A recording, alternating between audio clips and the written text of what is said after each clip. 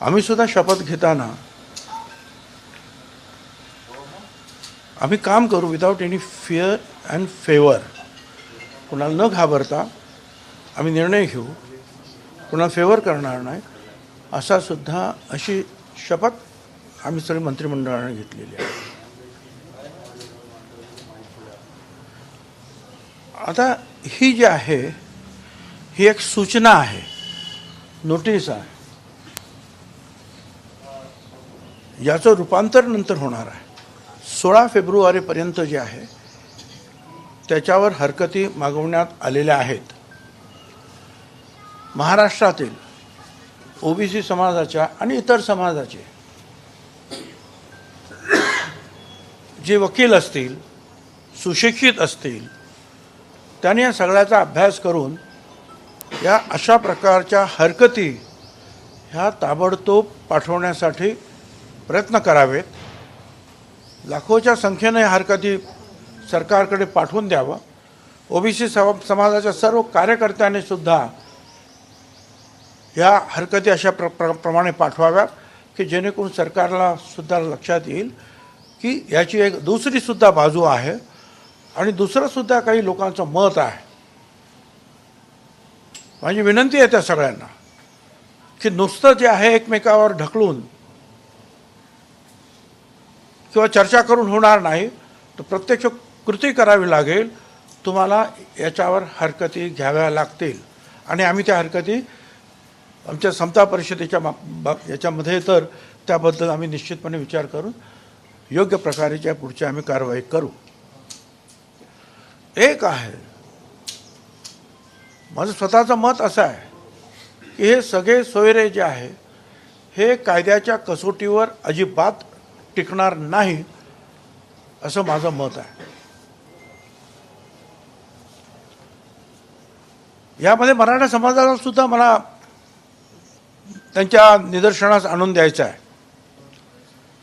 हे ठीक आहे की तुम्ही ओबीसीच्या 17, 18, 19% जे काय आरक्षण शिल्लक राहिलं आहे त्याच्यामध्ये येण्याचा आनंद तुम्हाला मिळतोय, तुम्ही जिंकलात असं तुम्हाला वाटतं आहे.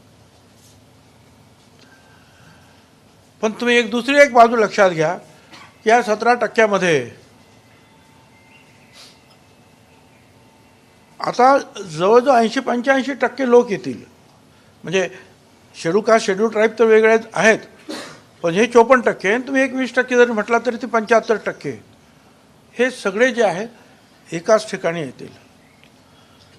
EWS खाली तुम्हाला आतापर्यंत जे केवळ 10% आरक्षण तुम्हाला मिळत होतं की ज्याच्यामध्ये 85% आरक्षण, त्या 10%मधलं 85% आरक्षण मराठा समाजाला मिळत होतं, ते आता यापुढे मिळणार नाही.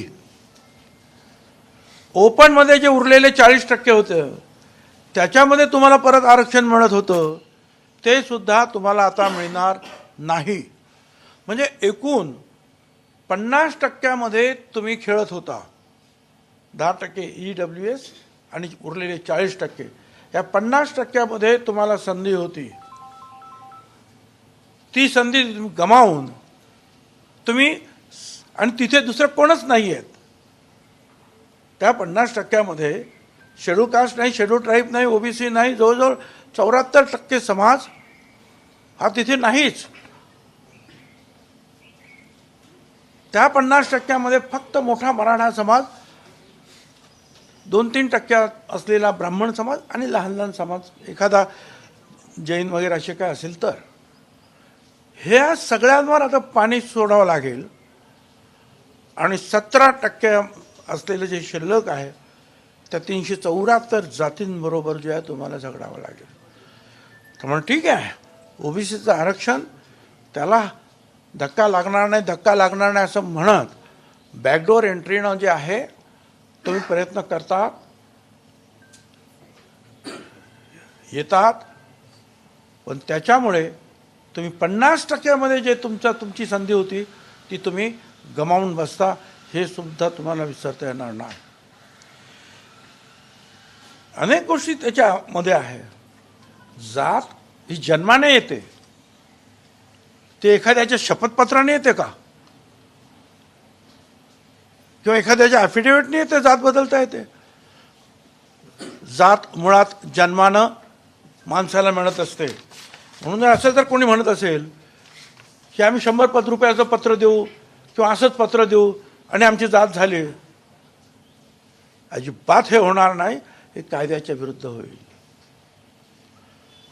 आणि पुढे हे सगळेच जर असे नियम सगळ्यांनाच लावायचे असं जर म्हटलं, दलित आदिवासी यांना सुद्धा, मग काय होईल? मग दलितांमध्ये पण कोणी घुसतील, आदिवासीमध्ये सुद्धा कोणी घुसतील. कारण तूर्त जो मी घाईघाईने जे वाचलं त्याच्यामध्ये जे आहे त्याच्यामध्ये हे schedule caste, schedule tribe, OBC ह्या सगळ्यांना ते लागू आहे. मग मला दलित समाजाच्या नेत्यांना सुद्धा, आदिवासी समाजाच्या नेत्यांना सुद्धा विचारायचं आहे की याचा काय पुढे काय होणार. अलीकडेच मला माहिती आहे की एक भांडण असं चालूच आहे की खोटी सर्टिफिकेट घेऊन आदिवासी समाजाची मध्ये नोकऱ्या घेतल्या. म्हणून सुप्रीम कोर्टाने सुद्धा त्याच्यावर निर्णय दिला की या सगळ्यांना काढा जे खोटे आहेत आणि त्यांना त्यांच्याकडून भरपाई करा. तो प्रश्न अजून सरकार सोडवता नाकीनऊ येत आहे. आता याच्यापुढे अशा रीतीने आदिवासीला सुद्धा लागू होणार का, दलितांना सुद्धा लागू होणार का?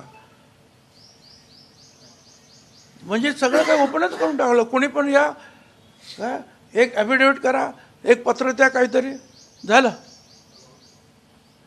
मला वाटतं हे सगळं जे आहे हा आयवॉश आहे. ओबीसीवर अन्याय केला जातोय की मराठ्यांना फसवलं जात आहे, याचा अभ्यास आपल्या सगळ्यांना करावा लागेल. सरसकट गुन्हे मागे घ्या.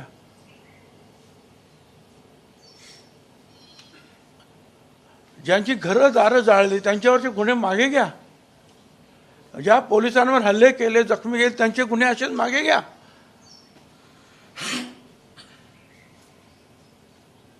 मग हा नियम सगळ्यांनाच उद्या लागू होईल. कुणी अशा मागण्यांसाठी जर पोलिसांना मारलं, कोणाची घरं जाळली आंदोलन म्हणून, तर गुन्हे मागे घ्या. सरकारी भरती करायची नाही इतरांची, त्यांच्यासाठी वेगळं ठेवायचं. मग किती ठेवायचं त्यांच्यासाठी? काय प्रमाण किती ठेवायचं? क्युरेटिव्ह पिटिशन जे आहे ते न्यायालयामध्ये आहे. तोपर्यंत मराठा समाजातील सगळ्यांना 100% शिक्षण मोफत द्या. का बरं मराठा समाजाला द्या 100% शिक्षण मोफत? सर्व ओबीसी, दलित, आदिवासी, ओपन हे सगळ्यांनाच द्या ना, सगळ्यांनाच द्या. आधी ब्राह्मण समाजाला सुद्धा द्या, सगळ्यांनाच द्या. फक्त एकालाच द्या कशासाठी?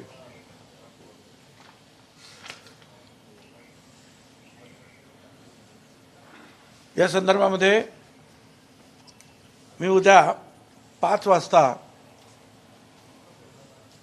B6 सिद्धगड हे जे माझं सरकारी निवासस्थान आहे त्या ठिकाणी या संदर्भातील, मग ते ओबीसी असतील, दलित आदिवासींना सुद्धा त्यांचे सुद्धा नेते येऊ शकतात.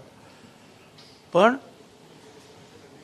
विशेषतः ओबीसी नेते ते कुठल्याही पक्षाचे असतील किंवा पक्षाचे नसतील, कुठल्या संघटनेचे असतील किंवा नसतील, त्यांनी कृपया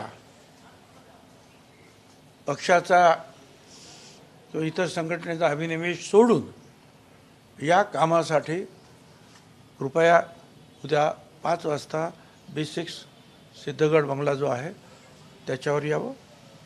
आपण चर्चा करूया. याच्यामध्ये कुठल्याही पक्षाला कमी लेखण्याचा,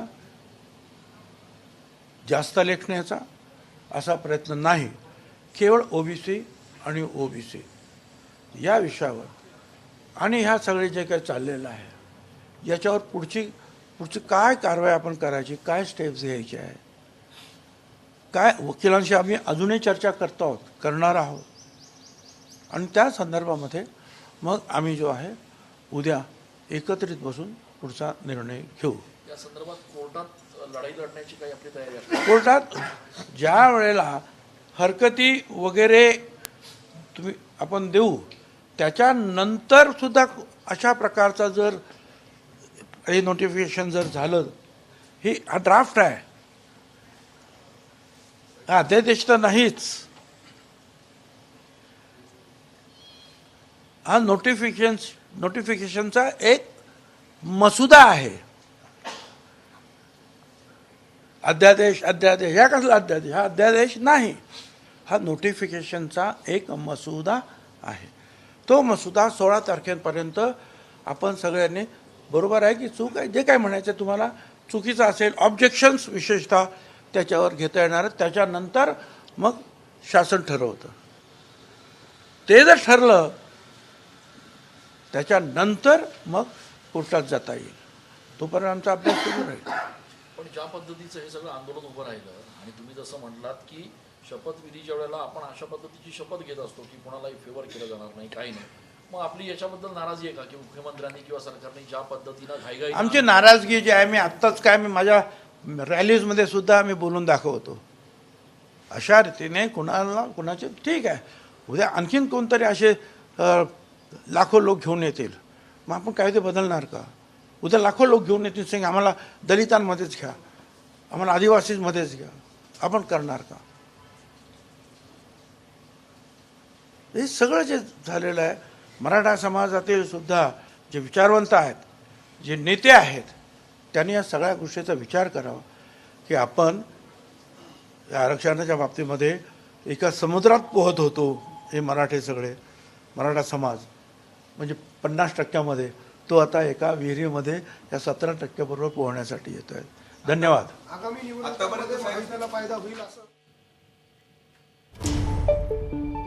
तर छगन भुजबळ यांच्या निवासस्थानी उद्या बैठक होणार आहे. सरकारनं जो अध्यादेश काढलेला आहे त्या विरोधात कोणत्याही पक्षाचा अभिनिवेश बाजूला ठेवून विविध जातीतल्या लोकांनी एकत्र यावं आणि सरकारने जो अध्यादेश काढलाय त्या विरोधात आपल्या ज्या काही तक्रारी आहेत त्या सगळ्या आपण समोर मांडाव्यात अशी मागणी छगन भुजबळ यांनी केलेली आहे.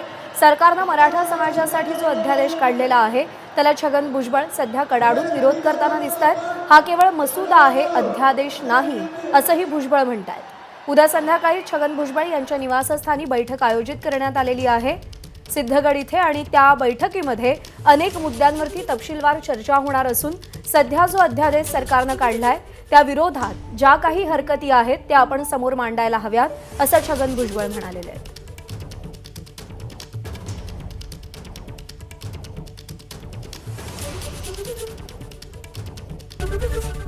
एबीपी माझा, उघडा डोळे बघा नीट.